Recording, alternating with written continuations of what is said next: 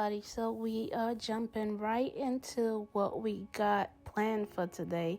But before I say anything or give instructions on how I got this done, I just want to say thank you to everyone who has subscribed, who has liked my video so far, who has watched it. If you've shared it, I really appreciate that.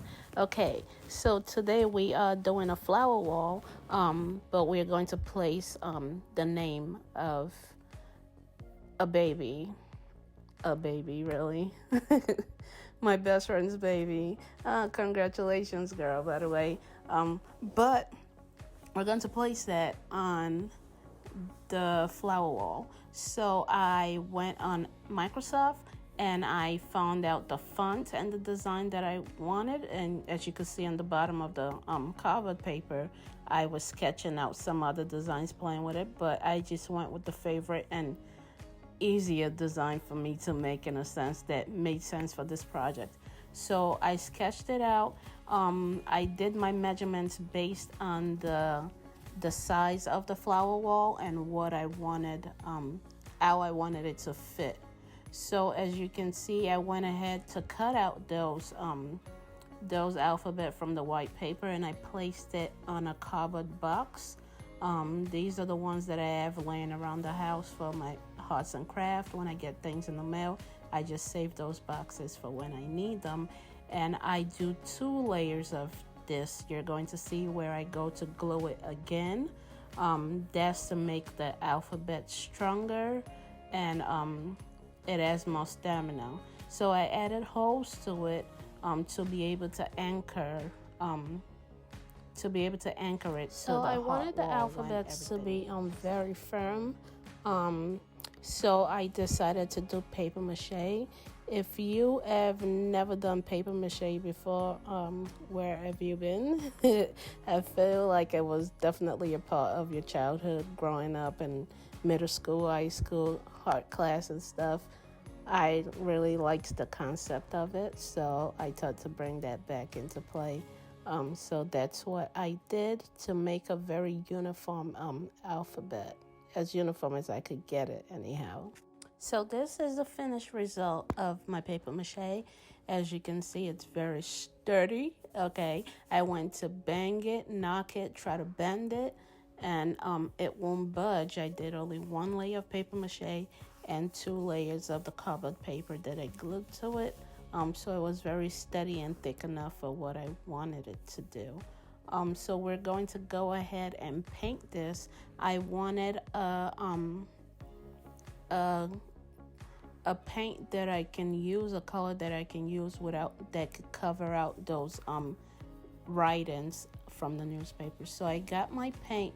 This first paint I got from the Family Dollar. It was like $4 and it wasn't good enough for what I wanted because it didn't cover up the write-ins. So I got this white paint from Walmart and it was like 89 cents or something, but it worked very well for what I needed it to. So I just painted and add some dry time. The dry time was very fast, maybe an hour to 2, or even faster than that. I just paint and then go about my day and do the other part.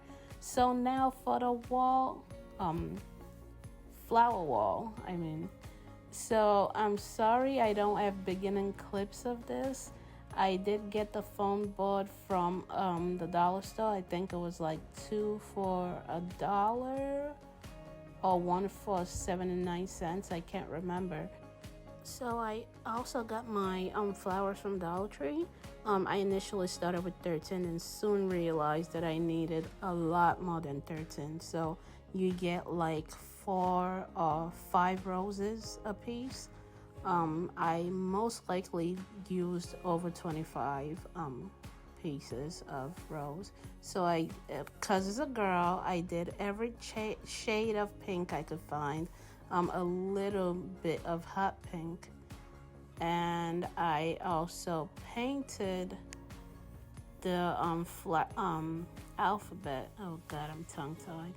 The alphabet, I went over the white with gold, and I'm also, as you can see, spraying that shimmer over it. So this is a frame I got from Walmart. I think it was like for $11. and I also used that wires as well to anchor the alphabet to it. So I think this might have been the most technical part of the project. I'm getting holes through the foam board. I initially had the foam boards with 2 layers. I had to break that apart to be able to get that to anchor to the frame. But it's not as difficult. It just took a lot more time because it was my first time doing it. So I did get it in there by doing 2 holes for each hole on the alphabet. I did 2 holes on the foam board to be able to anchor it and secure it properly.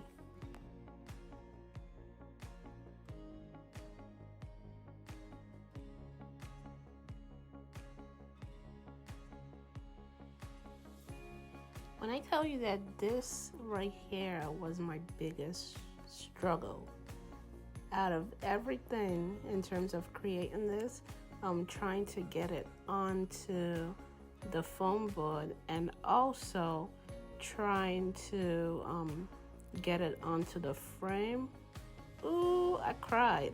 At one point, I punched the frame, okay? I don't know if you guys can catch that, but I punched the frame because I was so frustrated.